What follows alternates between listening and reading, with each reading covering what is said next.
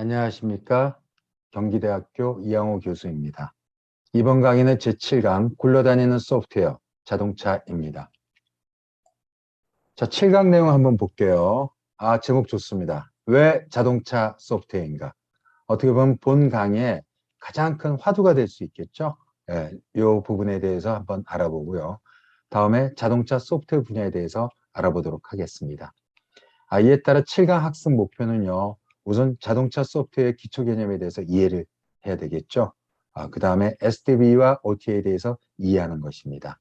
여기에 대해서는 자세한 것은 강의를 진행하면서 말씀드리도록 하겠습니다. 그 다음으로 자동차 소프트웨어 분류와 구성에 대해서 알아보고요.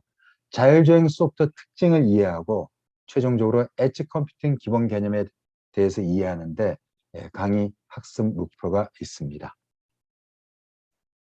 왜 자동차 소프트웨어인가? 자, 미래 자동차의 핵심. 우리가 지금까지 배워온 걸 한번 정리를 하고 넘어가죠. 우선 자동차. 자동차 자체가 자율주행이다, 친환경차다, 모빌리티다 이런 걸 위해서 자동차 자체가 뭘로 변해요? 기계에서 상당 부분 전기, 전자가 들어간 전장화가 가속화되고 있어요. 그러면서 거기에 소프트웨어가 들어가고 하드웨어가 들어가면서 이 시스템을 어떻게 통합 제어하느냐가 가장 중요한 문제로 떠오르고 있습니다. 그 다음에 거기 타고 있는 사람은 어떤가 봅시다. 우선 차는 안전해야 되죠. 그리고 편리해야 되고 그 다음에 뭐예요? 즐거워야죠. 차 타고 그냥 멍 때리고만 있어요? 아니에요. 이제 여기서 어떤 즐거움까지 추구하는 그런 단계에 와 있고요. 그 다음에 HMI, 휴먼 머신 인터페이스 기억나시죠, 여러분들? 그 다음에 인포테인먼트. 더 나아가서 그런 거 즐기는 생활 공간화 돼가는 게 하나의 특징이라고 그랬어요. 그러면 이것만 되느냐? 아니죠. 차의 특징 중에 하나가 뭐였어요? 커넥티비티. 뭔가 연결이 돼요. 어디하고? 밖으로부터. 뭐죠? 바로 교통도로 인프라나 더 나아가서 스마트 시티. 이거와 연계가 돼서 자율주행 인프라가 형성이 되고 뭐 지도도 쓰고 위치도 보고 또 관제도 해야 되고 다양한 서비스를 차와 사람이 아닌 그 밖으로부터 연결성을 통해서 이루어진다고 했어요. 이러한 모든 것을 통합하고 또 기반을 대고 그 다음에 연계해주는 역할을 중요시하는 것 중에 하나가 뭐냐? 바로 소프트웨어입니다. 이러한 것들 중심에는 소프트웨어 기능이 굉장히 중요하다는 게 있어요. 그래서 미래 자동차의 핵심은 바로 이 소프트웨어 기능이 얼만큼 최대한 발휘되느냐. 이 얘기를 좀 뒤집어서 얘기할게요. 하드웨어적 자동차도 이러한 소프트웨어 역량을 얼만큼 받아들이고 더 확장시켜서 최대한 활용할 수 있는 기반이 되느냐라는 것 쪽으로 가고 있다고 볼 수 있습니다. 그럼 자동차 소프트웨어 복잡성에 대해서 한번 볼게요. 뭐 복잡하게 볼 필요 없어요. 안 그래도 복잡한 얘기인데 또 복잡해져요? 아니죠. 2008년을 기점으로 해서 2030년까지의 이 자동차 기술의 흐름을 쭉 봤어요. 조사를 해보니 우선 2008년 여러분들 뭐 했어요? 제가 기억나는 거는 있네요. 역시 이 베이징 올림픽에서 야구 금메달 딴 거예요. 농담입니다. 그래서 이제 시작을 쭉 오고 있는데 요 맨 아래에 있는 게 뭐냐면 오토모티브 플레이어 디벨롭먼트라는 게 딴 거 없습니다. 기존의 자동차 빅 플레이어들이 자동차 발전을 위해서 개발해왔고 개발한 결과라서 수준을 얘기하는 거예요. 상당히 개선된 것 같음에도 불구하고 상당히 그 폭이 넓지 않습니다. 왜? 이 얘기가 시한 바가 있죠. 기계적으로는 얼마큼 왔어요. 순수 기계적으로 가는 거는요. 이제 사실은 얼마큼 왔고 그 위에 이외에 그래도 차가 교수님 많이 달라졌는데요. 달라졌죠. 뭐 ICT 기술이 포함이 되면서 온 거예요. 그거는 이미 순수 기계적 의미의 자동차가 아니라 이미 전자 전기적 요소들이 와가지고 자꾸 업 되는 겁니다. 그런데 여기에 들어가는 소프트웨어 복잡성은 쭉쭉 2018년 늘어나기 시작해서 2030년이 되면 기하급수적으로 늘어난다는 거예요. 그 복잡성이. 그래서 이 복잡성을 메꾸기 위해서 이 소위 말해서 자동차 소프트웨어 리더들이 열심히 해도 여기까지밖에 못 따라가요. 그래서 자동차가 필요한 향후의 인텔리전트, 스마트, 더 나아가서 자율주행을 위한 자동차가 필요한 소프트웨어 복잡성은 이렇게 가 있는데 지금 거기에 따라갈 수 있는 기술은 이렇게밖에 못 가는 커다란 하나의 갭이 생길 수 있고 이 갭을 채우기 위해서 오늘도 소프트웨어 개발자나 또 기술 개발자들은 열심히 나가고 있다고 보는 겁니다. 무슨 말인지 이해되시죠? 이렇게 결론은 뭐야? 자동차의 성능을 봤을 때 이 부분을 얼만큼 따라가느냐에 따라서 자동차의 성능에 성패가 달려있다 해도 과언이 아닙니다. 자, 드디어 이제 SDV와 OTA 시대가 왔어요. 뭐냐? 이제 차가 그냥 비클이 아니라 소프트웨어 디파인드 비클이 된다는 거예요. 즉 한마디로 소프트로 정의되는 자동차입니다. 뭐가 아닌 하드웨어나 기계로서의 자동차가 아니라 우리가 자동차 직무에서도 봤겠지만 기본적으로 자동차에 어디서 분류를 해요? 기계에서 분류를 하잖아요. 그랬었죠. 그 직무 체계에서. 이제 아니에요. 이제는 소프트웨어로 정의된대요. 이 소프트웨어가 성능이나 안전을 좌우할 뿐만 아니라 감성이나 브랜드 아이덴티티를 지배하고 규정하는 자동차가 된답니다. 아니, 이 소프트웨어 하나가 무슨 브랜드나 응? 뭐 감성까지 가요. 이럴 수 있겠지만 여러분들 다시 한번 볼까요? 여러분 지금 스마트폰 쓰고 있죠? 아이폰, 갤럭시. 여러분들 왜 그걸 쓰죠? 딱 그랬을 때 떠오르는 어떤 이미지가 있죠. 그 이미지가 뭐예요? 브랜드 아이덴티티를 결정하는 거예요. 우리 역사적으로 한번 볼게요. 이 스마트폰을 우리가 지금 그렇게 얘기했는데 원래 폰은 뭐예요? 전화기예요, 전화기. 통신만 하면 돼. 그러니까 옛날에 아주 옛날에 여러분들 엄마 아버지 어렸을 적에 또 여러분들 할아버지 할머니들께서 쓰셨던 뭐 다이얼 전화기 있어요. 저도 아주 어렸을 때 기억나요. 너무 어려서 가물가물해요. 네. 그러다가 뭐예요? 선이 없는 무선 전화기가 나왔어요. 이 무선 전화기는 그 집에서 일정 에리어 내에서 쓸 수 있는 거예요. 그러다가 이제 소위 말해서 휴대폰이 나왔죠. 여러분들 피처폰 기억나세요? 여러분들 피처폰 기억날 수도 있고 안 날 수도 있겠네요. 왜냐하면 여러분들 되게 초등학교 들어가면서 핸드폰 썼죠. 그런데 여러분들 어렸을 때 엄마 아버지 가물가물하게 기억나는 엄마 아버지가 썼던 폰 피처폰이에요. 그게 최신 뭐예요? 스마트폰으로 바뀌었습니다. 그랬을 때 같은 폰이라 했을 때 이 뭐예요? 형태나 성능이나 이걸 인식하는 그런 느낌이나 감성들이 같아요, 달라요? 다르죠. 차도 똑같아질 것이라고 보고 있는 거예요. 그래서 이러한 거는 자동차 성능 안전 패러다임의 대전환의 중심에 뭐가 있다? 소프트웨어가 있고 이제 차는 그냥 비클이 아니라 소프트웨어 디파인드 비클이 되는 것이다. 이렇게 보시면 돼요. 굉장히 이게 또 재밌는 하나의 큰 저는 혁명이라고 봅니다. 왜? 우리가 어떻게 보면 스마트폰의 진화는요. 하나의 통신기기의 진화가 아니라 우리 사회의 진화였다고 봐요. 이걸 통해서 전에도 한번 말씀드렸듯이 소비자의 태도와 행동을 변화하고 그죠? 거기에 쓰는 서비스가 변화되면서 너도 변하고 나도 변하고 너도 쓰고 나도 쓰면서 뭐예요?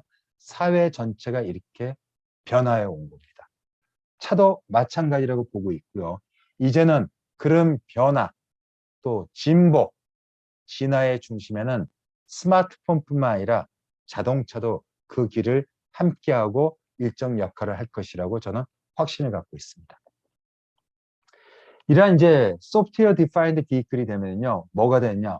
오버 더 에어라는 개념이 튀어나옵니다. 뭐냐? 자동차 소프트웨어를 유선이 아닌 무선으로 업데이트하는 기술입니다. 이게 뭔 말이야? 기본적으로 자동차 성능 안전을 개선한다. 더 쉽게 얘기할게요. 무언가 새로 고친다. 더 좋게 한다. 여러분들 어떻게 했어요? 차를 끌고 어디로 갔어요? 어딘가는 정비센터에 들어갔었습니다.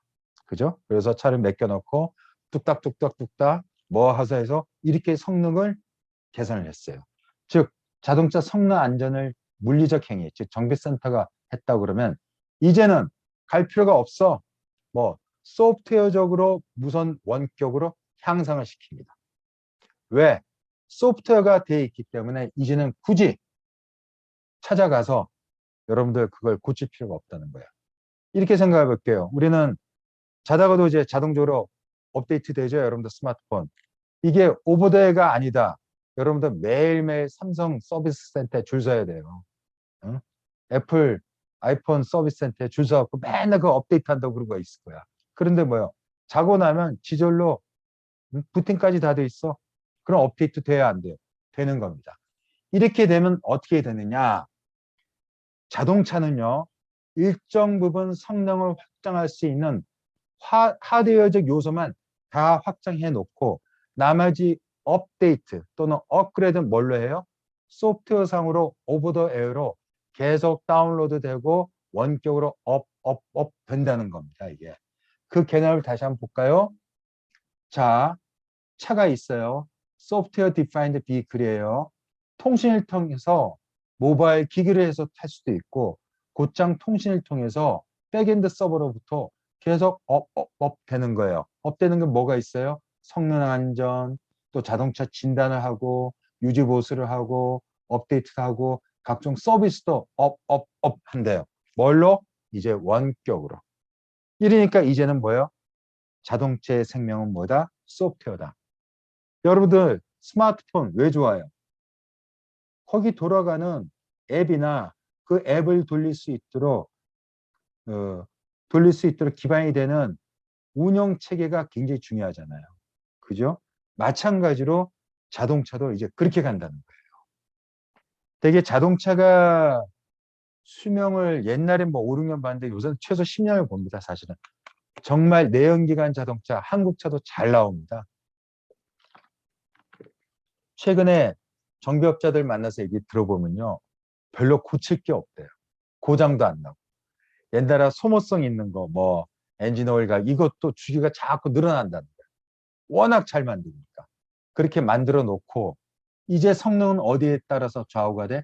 여기 통신을 통해서 오버 더 에어로 뭐 소프트웨어 업데이트로 통해서 좌우가 된다.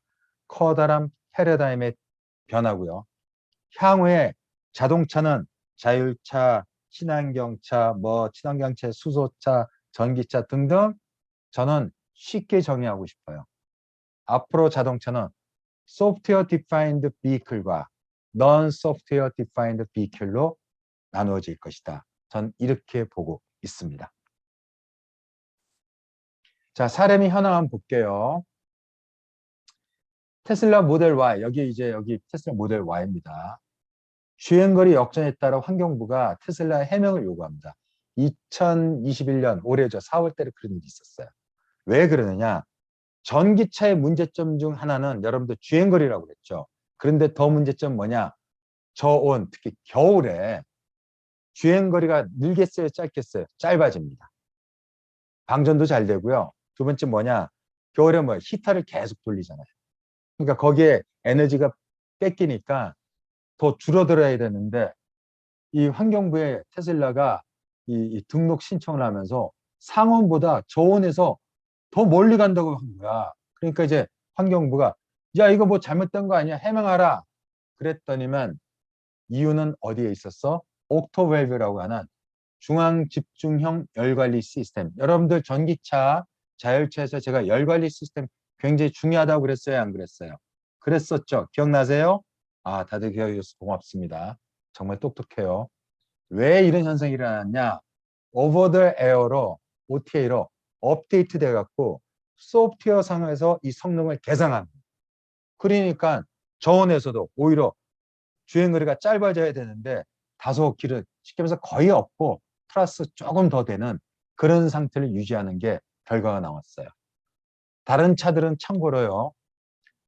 겨울이 되면은 주행거리가 적게는 한 90%, 많게는 한 65%, 70%까지 떨어진다고 그래요. 근데 어때요? 테슬라 모델 Y는 더 가는 거예요. 이게 어디에 있다? 소프트웨어에 의한 업그레이드에 있었다. 이렇게 보시면 돼요. 그 다음에 테슬라 FSD가 있습니다. Full Self Driving이라고 그래갖고 운전 보조 소프트웨어인데 이게 뭐냐면은 여러분들 우리 아다스 배웠죠? 그죠? 이거의 기능을 자율주행 수준까지 계속 업 시켜주는 하나의 소프트웨어입니다. 요거는 차량 외에 별도로 판매합니다. 지금 어떻게 되냐? 차는 기본적으로 팔고요. 요거 장착하시겠어요? 그러면은 계속 자율주행 수준까지 계속 업그레이드 시켜주겠다고 해요. 지금도 계속 업그레이드 시켜주고 있습니다. 여기에 대당 한 900만 원 줬는데 제가 아는 분이 한 904만 원인가 들었다고 그래요. 보니까. 어쨌거나 이걸 하면은 레벨 2 수준인데 5일에서 10일 간격으로 오버 더 에어를 통해서 지속적으로 소프트웨어를 업데이트 해갖고 자율주행 성능을 개선 중에 있습니다. 지금. 아, 이거 대단한 거죠. 이게 상당히 큰 상징성을 갖고 있습니다. 아까 향후의 차는 SDV 또 넌 SDV 이랬죠, 제가. 그런데 또 한 가지 이거에 따라 뭐가 달라지냐? 바로 뭐예요? 새로운 비즈니스 모델과 서비타이제이션이 달라진다는 거예요. 이걸 더 쉽게 보려면요. 제가 링크라고 이렇게 해놨는데 이것이 아쉽게도 너튜브라서 화면이 안 나와요. 요거 여러분들 요거 찍어가지고 꼭 한번 보세요.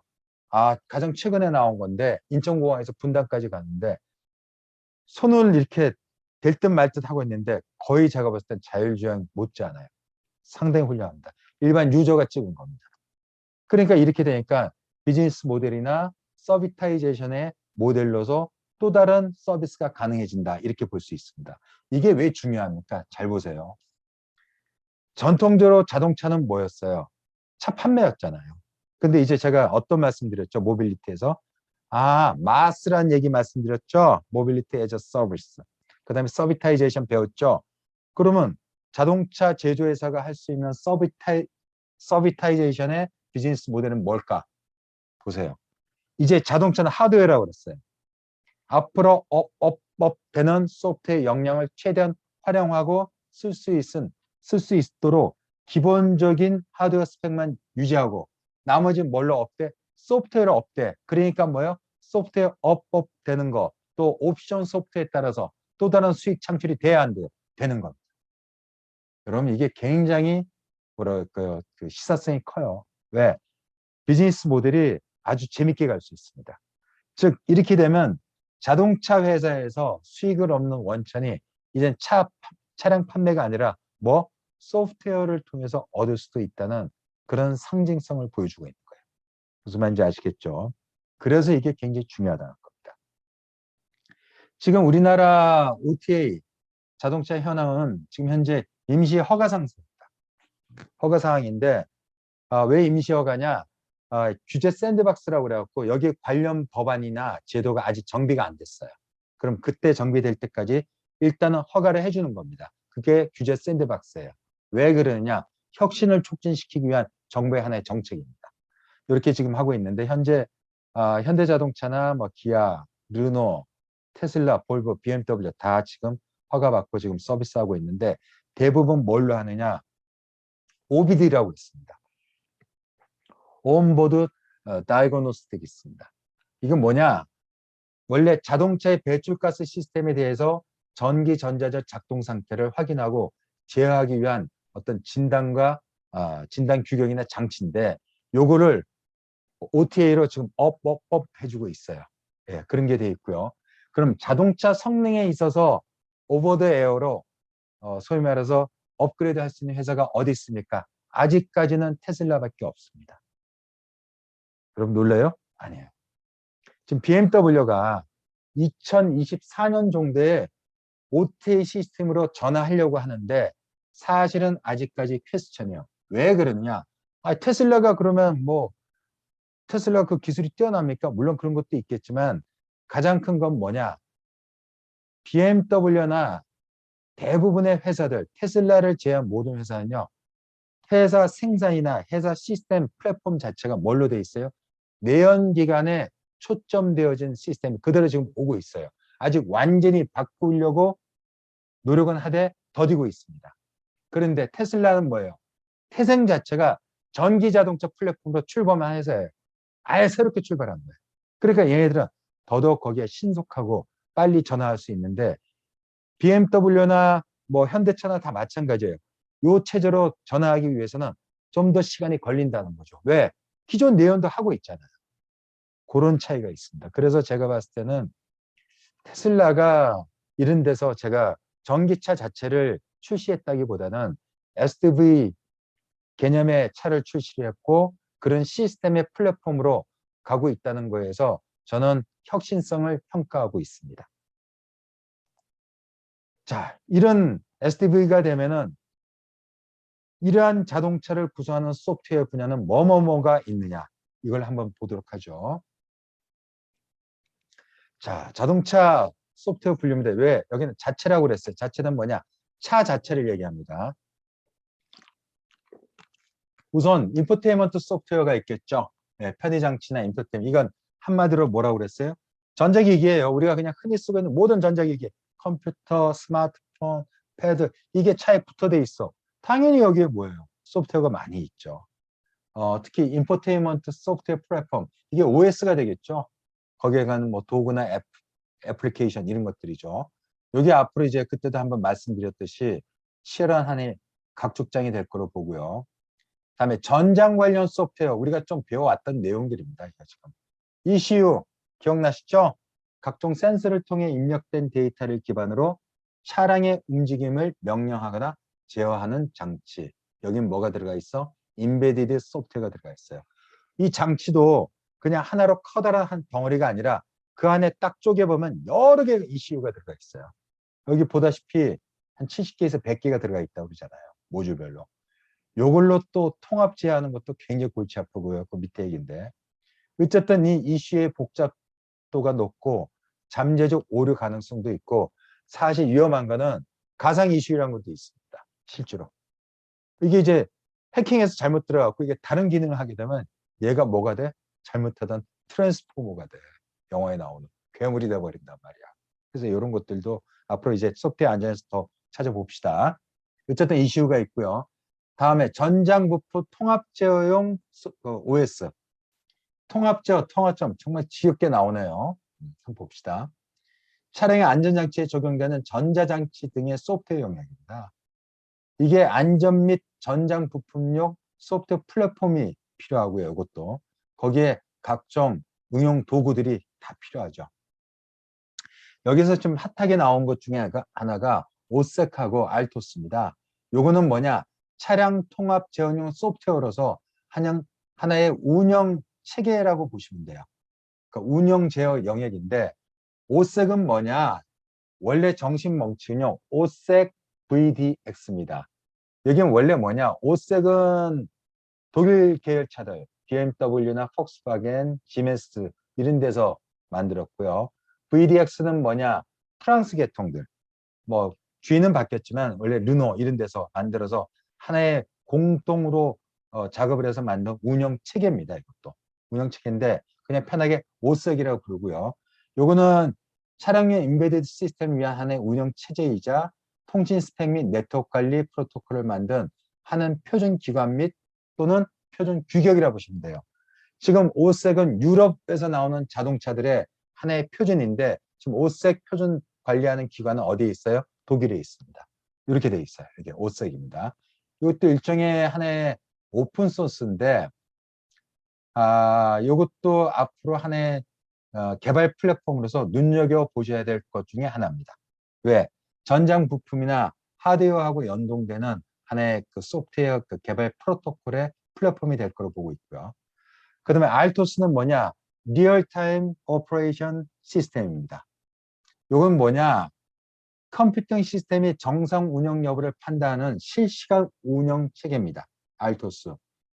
요거 이제 주로 뭐가 있느냐? 전장 부품 통합 제어뿐만 아니라 여러분들 ECU도 있고 아다스 있죠, 아다스. 아다스하고 관계되는 거는 대개 그게 정상적으로 운영되고 있는가 판단하고 실시간으로 측정하는 그러한 소프트웨어가 뭐냐? 알토스예요. 요것도 어때요? 굉장히 중요하겠죠. 이게 지금 이미 내연기관차라도 제가 레벨 2에 아다스 장착차다 이렇게 표현을 했는데 여기에서부터 이미 알토스는 지금 쓰이고 있습니다. 아시겠죠? 그래서 제가 우리나라 자율주행차 기술 수준에서 소프트웨어 부분이 우리가 좀 처진다 이런 얘기를 했는데 우리 여러 부분이라고 그랬죠. 가장 그 중심에는 오세크나 알토스 같은 우리 지금 표준 프로토콜이나 플랫폼을 아직 가지고 있지 않기 때문입니다. 무슨 말인지 아시겠죠? 그 다음에 외부 연계 및 통신 서비스 소프트웨어입니다. 요거는 이제 커넥티비티하고 관계 있는데요. 결국 커넥티드 되는 소프트웨어 영역이고요. 통신 및 빅데이터, 또 인공지능이나 IoT 연동, V2X를 연동할 수 있는 네트워크하고 관계 있는 그런 소프트웨어 영역입니다. 여기까지는 여러분들 좀 이해를 하시겠는데 또 한 가지 차량용 소프트웨어에서 중요한 게 뭐냐? 개발 및 검증 소프트웨어입니다. 우리가 기술 직무에서도 배웠죠. 자동차에서 시험, 평가, 나가서 인증도 있다고. 그럼 시험 평가, 자동차를 시험 평가했다면 소프트웨어는 해야 돼 말아야 돼? 해야 되죠. 뭐 소프트웨어는 중요한 건 뭐야? 개발 과정, 더 나아서 설계도 굉장히 중요합니다. 그러니까 개발 및 검증하는 소프트웨어도 또 중요한 차량용 자동차의 중요한 하나의 분야입니다. 그래서 차량 소프트웨어 개발 도구나 검증 도구, 검증 장치 구동 같은 것들도 중요한 차량용 소프트웨어 분야입니다. 여기까지 자동차 자체 소프트웨어 분리라고 보시면 됩니다. 그 다음에 이제 자율주행 소프트웨어를 한번 또 볼게요. 자율주행 소프트웨어는요, 우리가 인지, 판단, 제어, 기억나세요? 여러분들 저한테 수업 듣고 숙제 열심히 하고 복습 철저해서 다 지금 알고 계시죠? 예, 아주 웃고 있는 학생들도 있네요. 아주 훌륭합니다. 열심히 하세요. 예, 이 자율주행 소프트의 특징을 한번 볼게요. 그럼 짠, 요걸로 딱 끊기네요. 뭐가 1번은 뭐예요? 차량 자체 내의 소프트웨어입니다. 요게 그래서 우리가 요 챕터 오기 전에 바로 전장이죠. 전 슬라이드에서 1번 뭐라고 했어요? 차량 자체 소프트웨어라고 했어요. 자율주행 소프트웨어는 차량 자체 소프트웨어가 우선 있고요. 나머지 뭐예요? 판단과 인지하는 것 전부 다 뭐예요? 차량 이외의 모든 것과의 연계 또는 그리고 커뮤니케이션이 필요한 그러한 소프트웨어입니다. 그럼 이걸 왜 보여주십니까? 그냥 이제 자동차 소프트웨어라는 건요. 차 자체뿐만 아니라 그 이해와의 관계되는 거에 관련되는 소프트웨어가 다 포함되고 포괄한다. 이렇게 이해하셔야 돼요. 그러니까 차량 자체 소프트웨어만 이해할 게 아니라 나머지와 연동되는 부분도 이해가 필요하고 또 그런 분야가 추가가 된다. 이렇게 이해하시면 됩니다. 아시겠죠? 자, 자동차 소프트웨어 구성을 한번 볼게요. 요거는 쭉 남아 있는데 우선 자, 인카가 있고 인클라우드가 있어요. 인클라우드는 뭐냐? 이미 이건 차 이외에 어딘가에 somewhere와의 통신을 얘기합니다. 여기서 이제 우리 차량 소프트웨어 구성하는 것도요. 여기 색깔별로 다 있네요. 아다스도 있고 미들웨어도 있고 다음에 티어 1에서 또 해야 될 거, 다음에 어플리케이션이 있고 클라우드 플랫폼이 있고 다양한 기술 또 플레이어가 주고 HMI 또 있네요. 그다음에 OS도 있고 OEM 또 제작사, 자동차 만드는 회사에서 해야 될 게 있고 텔레콤, 통신 회사에서 해야 될 게 있고 야, 이거 어떻게 해요? 정말 복잡하죠. 복잡합니다. 이게 제가 보기에는 우리가 자동차 산업을 종합 산업이라고 그랬는데 저는 자동차 소프트웨어를 종합 소프트웨어라고 말하고 싶습니다. 굉장히 많죠.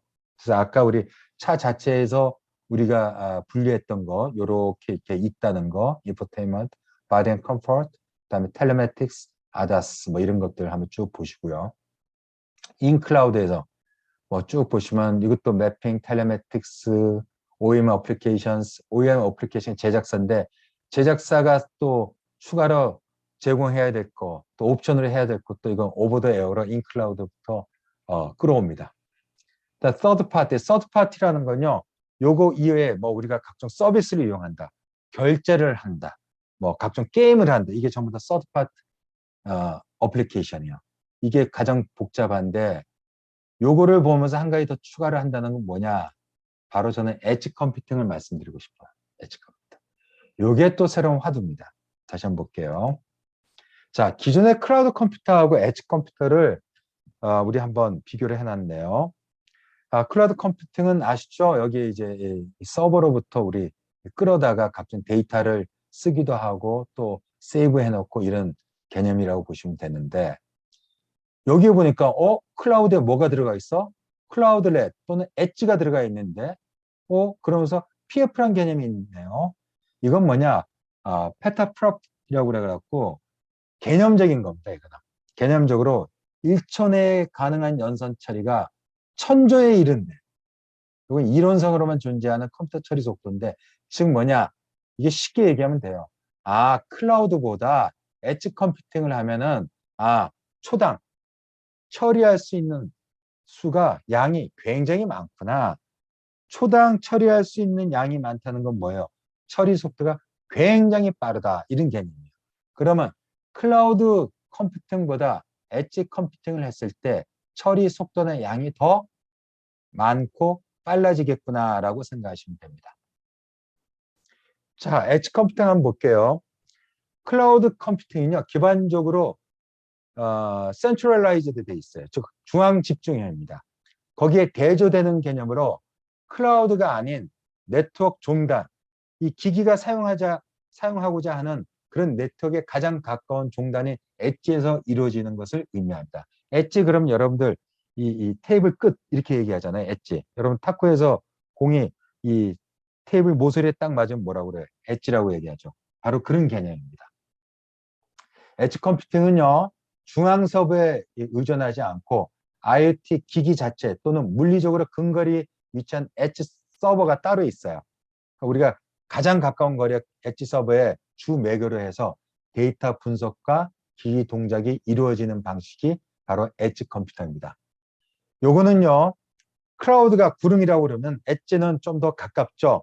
구름이 도시로 내려온 걸 뭐라고 그래요? 그럼 안개라고 그래요. 안개. 예. 안개처럼 다가온 데서 포그 컴퓨팅 또는 플랫폼 자체를 표현하는 클라우드 렛 이렇게 표현하기도 합니다. 어쨌거나 저쨌거나 엣지 컴퓨팅은 2차 작업은 중앙 클라우드에 맡기지만은 우선적인 1차 작업은 뭐예요? 가장 가까운 거리에, 이 차가 예를 들어서 자율차라 그러면 가장 가까운 거리에는 엣지 서버와 교신을 통해서 이루어진다 이렇게 생각하고요. 이게 왜 튀어나왔느냐? 중앙 집중형 클라우드 컴퓨팅은 너무나도 많은 트래픽이 걸리고 많은 시간이 걸릴 수 있으니까 보다 빠른 시간 내에 분산된 클라우드, 그걸 클라우드 렛이라고 그랬죠. 그러니까 그거를 전체로 뭐라고 그래요? 엣지 컴퓨팅을 통해서 처리하기 위해서 이 개념이 등장했다 이렇게 보시면 돼요. 자, 보세요. 중앙 집권화된 컴퓨팅 구조를 가진 클라우드 컴퓨팅은요, 실시간 처리를 요구하는 거 뭐예요? 스마트 팩토리. 왜요? 쓰면 안 돼, 이거. 공장은요, 한번 가동하면 쓰면 안 됩니다. 그죠? 그다음에 스마트팜, 자율주행 자동차 등과 같은 다양한 사물 인터넷 서비스를 수용함에 있어서 중앙 집권화되어 있다는 것은 한계를 가질 수 있어요. 동시에 많은 사용자가 있다든가 많은 양이 온다든가 했을 때 뭔가 부하가 걸리겠죠. 예. 그래서 왜 그러냐? 기하급수적으로 증가하고 있는 데이터 볼륨과 트래픽에 따른 클라우드 서버의 처리 과부하가 걸릴 수가 있고요.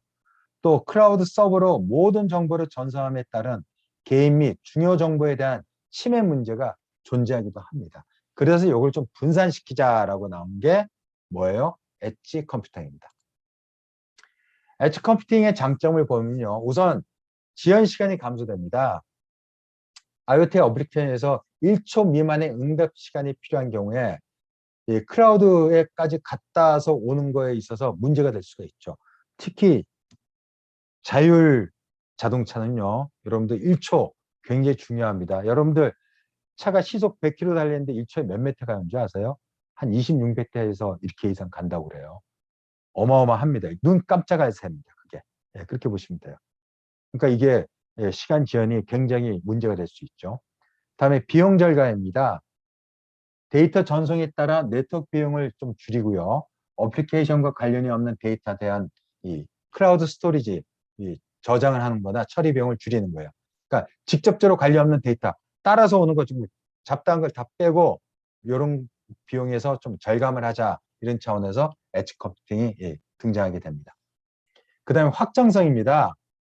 이게 최종 사용자, 그래서 이 자율차라고 해도 가정을 합시다. 가능한 더 가까이 배치되어서 범위와 기능이 확장이 빠르고 비용이 절감이 되고 새로운 장치가 추가될 때에도 대역폭 확장 비용을 절감할 수 있는 그런 확장성이 필요하기 때문에 엣지 컴퓨팅이 필요하다 이렇게 보는 겁니다. 예를 들어서 클라우드 컴퓨팅은 왜요? 클라우드 서버 자체에 접근해서 또 건드려야 돼요, 거기를. 그런데 뭐야? 엣지 컴퓨팅 차원에서 더 추가를 한다든가 더 확장을 한다. 이렇게 하면요. 이거는 굉장히 효율성 있게 확장할 수 있겠죠. 그 다음에 신뢰성의 문제도 있습니다. 중앙 클라우드가 문제가 있더라도 엣지에서 방금도 그런 저기 뭐야 힌트를 드렸어요. 엣지 차원에서 기본적 처리 수행하고 많은 엣지 센터에서 이 다양한 경로를 활용하면은 왜요? 중앙 집권화된 거보다 더 뭐예요? 신뢰성이 있겠죠. 이 얘긴즉슨 뭐냐 하면요. 중앙 클라우드 컴퓨터에 문제가 생기면요. 모든 게 다 문제가 생길 수 있겠죠. 그런데 엣징돼 있으면 부분별로 그 문제가 있는 엣지 컴퓨팅 외에는 나머지 엣지가 활동을 해야 하는 활동을 해요. 그러니까 뭐예요? 분산될수록 그게 더 뭐예요? 신뢰성이 좋은 거죠. 보안도 같습니다. 이게 분산되어 있기 때문에 이 소위 말해서 데이터 이동 데이터 양을 줄이기 위해서 보안에 상대적으로 우위가 있는 거죠. 왜? 한쪽에 집중되지 않고 뭐예요? 분산돼 있으니까 요건 털려도 나머지는 안 털렸다는 거야. 근데 중앙에 있으면 하나 털리면 다 털리는 거예요. 무슨 말인지 아시겠어요? 그래서 해킹에도 모든 정보가 위험한 게 아니게 보안 위험에도 위가 있다 이렇게 보는 겁니다. 그럼 자율주행 적용이 왜 필요하냐? 자율주행 센서들이 실시간으로 생성하는 방대한 데이터가 있습니다. 왜 데이터가 방대합니까? 여러분들 자율주행이 인지하기 위해서는 봐야 되죠. 그냥 사진 한 장이 아니에요. 3D로 본다고 그랬어요. 자, 차가 앞으로 가는데 보이는 시야가 쫙 펼쳤을 때 하나에 딱 끊었을 때 얼마나 많은 데이터겠어요. 네? 차가 있어. 자, 차 하나만 보게. 저게 어떤 차종이고, 그다음 지금 저 속도는 어떻게 되고, 거리는 어떻게 되고, 이런 것까지 다 봐야 되고, 경우에 그 앞도 육안으로 보이지 않지만은 3D로 앞쪽까지 봐줘야 돼요. 그 앞에는 무슨 일이 있길래 차가 이렇게 속도를 줄이고 이걸 봐줘야 되는데 얼마나 많은 데이터가 움직이고 있습니까? 아시겠어요? 그 다음에 그게 한 대가 아니야. 여러 차량에서 생산된 데이터가 클라우드로 전송된 후에 분석된 데이터가 다시 이 차량으로 전송되면서 이게 A라는 차에 가야 되는데 B라는 차에 갈 수도 있고 가면서 얼마나 복잡하니까 오류나 응답이나 네트워크 연결 지연이 발생할 수 있겠어요. 그것을 감소시키기 위해서 엣지 컴퓨팅 도입이 지금 본격화되고 있습니다. 여러분들 사실 완전 자율주행은요. 차만 똑똑해져서 되는 게 아니라 제가 인프라도 똑똑해져야 된다고 그랬죠. 그 중에 중요한 것 중에 하나 저는 이제 통신 속도 5G 어떻게 보면 그 이상이 나와야 되고 그 다음에 컴퓨팅도 클라우드가 아니라 이 엣지 컴퓨팅으로 모든 게 촘촘하게 연결돼 있고 보다 안전하고 안정적, 스테이블하게 연결이 돼야 됩니다. 이게. 그게 이제 자율주행을 보장할 수 있는 거죠. 자, 자동차 소프트웨어 시장 한번 전망해 볼게요. 이제 여러분들 자동차 소프트웨어 앞으로 여기서 누군가는 한 명은 뭐예요? 한 명 더 다할 수도 있겠네요. 네, 자동차 소프트웨어 분야에 진출하겠죠. 그럼 시장이 어떻게 되냐? 이게 빌리언입니다. 빌리언. 우리가 2020년이 2,380억 불 정도. 그러면은 어쨌든 한 300조 가까이 되나요? 이게 지금도 어마어마하네요. 여러분들 참고로 우리나라 국내 자동차 시장이 한 70조 됩니다. 자동차 시장이. 그중에 부품 시장이 제조용, 수리용 다 합쳐서 한 50조 가까이 돼요. 아주 크죠. 근데 소프트웨어를 보면 와 이게 이렇게 크고 25년도는 얼마예요? 3,620억 불 정도. 이 정도면 400조를 홀 넘네요. 그리고 2030년은 뭐예요? 야, 한 550조. 어마어마하네요. 우리나라의 그 크다는 자동차 시장이 70조인데 순수 자동차 소프트웨어 시장만 이렇게 크네요. 야, 시장이 크다는 건 뭐예요? 그만큼 수요가 많고 그만큼 돈 주고 사는 사람들이 많다 적다? 많다는 거죠. 그럼 그만큼 공급이 따라줘야 돼요? 말아야 돼요? 많이 따라줘야 됩니다. 그만큼 공급이 따라주려면 그만큼 전문 인력이 필요해요? 안 필요해요? 필요하다는 겁니다. 무슨 말인지 아시겠죠? 지역별로는 역시 중국이 제일 크네요. 2030년도에 1610억 불. 와, 어마어마하고. 그다음에 EU. 유럽이 크고, 다음 북미죠. 이건 북미라고 보시면 돼요. 코리아 재팬도 따로 분류해 놨네. 여기도 꽤 크고요. 다음에 레스트 오브 월드입니다. 그 밖에 국가들 이렇게 돼 있고. 어쨌거나 굉장히 크다고 보시면 되고요. 여기서 한 가지 제가 설명을 드리면은 DCU가 있네요. DCU. 요거 사실은 어떤 전문가들은 굳이 이슈에서 DCU 분리할 필요 없다. 왜? 자율차에 있어서 이슈가 DCU다. 이러거든요. 그래서 DCU 하면 용어가 나왔으니까 보고 넘어갑시다. 이 시위의 기능을 통합적으로 관리할 수 있는 중앙 처리 장치, 센트럴 게이트웨이가 추가된 장치라고 그래요. 이게 뭐냐? 자율주행의 두뇌 기능을 하는 판단 기술의 핵심 장치라고 그러는데 제가 쉽게 얘기해서 자율주행 가서 통합적으로 관리할 수 있는 기능이 더 확장된 장치다. 이렇게 이해하시면 돼요. 이것도 사실 ECU가 더 발전된 형태다. 이렇게 하시면 되고요. 어쨌거나 자율주행 가서는 DCU, 즉 도메인 컨트롤 유니트라고 얘기한다고 하네요. 어쨌거나 이것도 DCU가 더 등장해도 ECU의 어떤 확장된 개념이다. 이렇게 이해하시면 됩니다. 어쨌거나 저쨌거나 시각 굉장히 시장 큽니다. 부분별로도 파워 일렉트로닉 이게 있죠. 소위 말해서 전장 부품 제어하는 거. 다음에 통합 뭐 이쪽이 크고 기능적 크고 어쨌거나 참 크네요. 앞으로 소프트웨어 제가 다시 젊다면요 자동차 소프트웨어 분야에 한번 도전해 보고 싶습니다. 아직 젊다고요? 고마워요. 여러분들 저 보면 놀랄 거예요. 어쨌거나 여러분들 이만큼 자동차 소프트웨어 시장은 여러분들을 기다리고 있습니다. 자, 여기까지 공부하고 우리 이제 숙제 한번 볼까요? 왜 굴러다니는 소프트웨어라고 그럴까? 전 강의에서 제가 소프트웨어 덩어리예요 이런 표현 해준 적이 있어요. 그 덩어리니까 뭐야? 굴러다녀야지.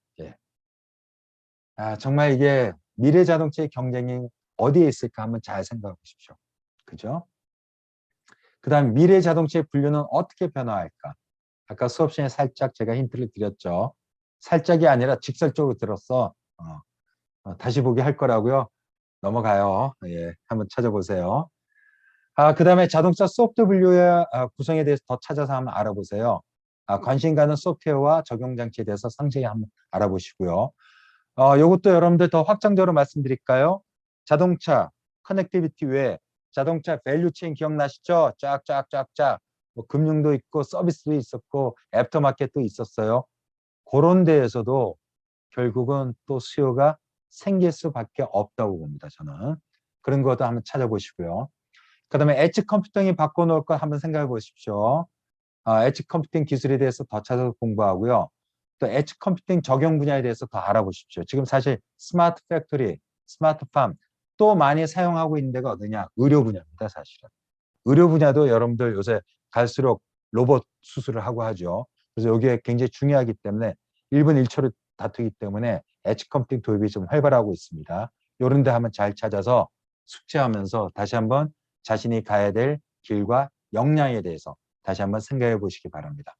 자, 여기까지 하시고요. Q&A는 이메일로 주고받도록 하겠습니다. 자, 오늘 참고 문헌이고요. 여기까지 제7강 마치도록 하겠습니다. 감사합니다. 수고하셨습니다.